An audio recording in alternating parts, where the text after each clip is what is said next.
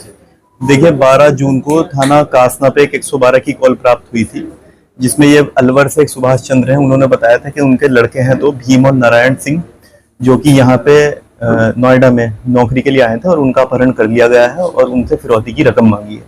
इस सूचना को तत्काल संज्ञान में लेके एसीपी 3 के नेतृत्व में टीमों का गठन हुआ और थाना कासना और एसओजी की जो टीम है उन्होंने इस पे काम करना शुरू किया।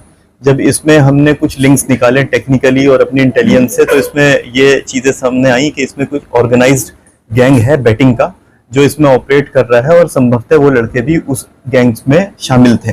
इसके बाद कुछ जगहें चिन्हित हुई और कुछ बिसरख क्षेत्र की, ग्रेटर नोएडा वेस्ट की कुछ हमें लोकेशंस मिली, कासा ग्रैंड और कासा स्काई गार्डन सोसाइटी में, जहां पे हमने रेड करी और वहां से हमें लैपटॉप्स, मोबाइल, आधार कार्ड और 8 लोग गिरफ्तार हुए।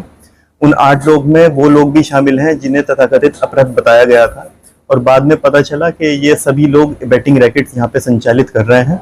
वो 2 लोग जिनकी अपहरण की सूचना दी थी वो भी इस बेटिंग रैकेट में शामिल हैं और उनसे कुछ हिसाब के लेन देन में गड़बड़ी हुई थी। उसके बाद उन्होंने ये योजना बनाई थी अपने मैनेजर्स के साथ कि अगर आप हमें अपहरण दिखाएंगे और हमारे घर वालों से ये पैसा मांगेंगे तो शायद ये इस तरह से आपका जो लॉस है 10 लाख का, ये पूरा हो जाएगा। इस पूरी सूचना के बाद यहाँ से जब उनका कॉल उनके घर गई अलवर, और अलवर जाने के बाद वहां से उनके पेरेंट्स ने पैसा ट्रांसफर किया, उसके बाद वो यहाँ आए और 112 की कॉल जनरेट हुई। इस तरह से पूरा ये घटनाक्रम की शुरुआत हुई और फिर ये थाना कासना और एसओजी टीम ने इस पूरी घटना का अनावरण किया है।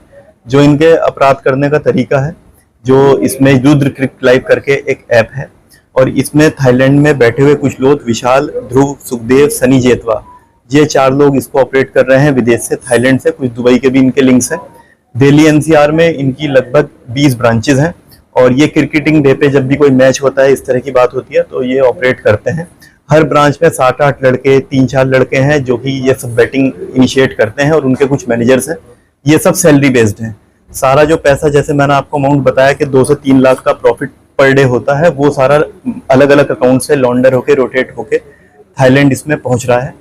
इस ऐप का सिस्टम, ये ऐप इंडिया में बैंड है। ये इसका प्रमोशन कुछ हमें पता चला है कुछ इन्फ्लुएंसर्स और उसके साथ साथ जो सर्च जब हम कुछ करते हैं तो उसके बाद जो पॉपअप होके पेजेस पे आता है उसके थ्रू करते हैं।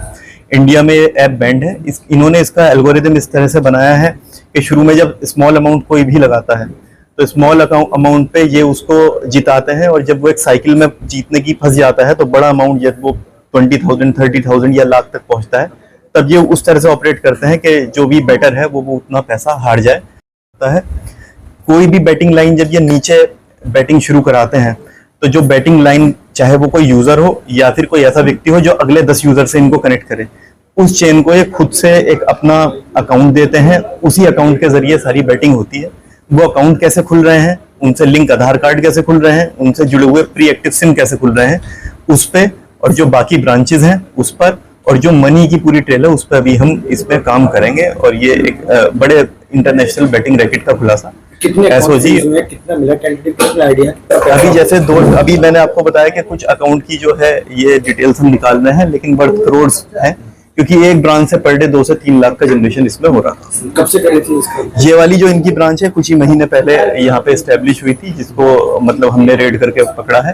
बाकी कुछ ब्रांचेस इन्होंने बताई हैं दिल्ली में या एनसीआर के अन्य कई शहरों में, वो भी कुछ महीने, साल, 1.5 साल से एक्टिव है। सर आपने बताया कुछ इन्फ्लुएंसर से प्रमोट करा था, क्या उनको भी कर रहे हो? हाँ, उनको नोटिस इसमें सर्व किया जाएगा। हम चिन्हीकरण का प्रयास जो है इसमें कर रहे हैं।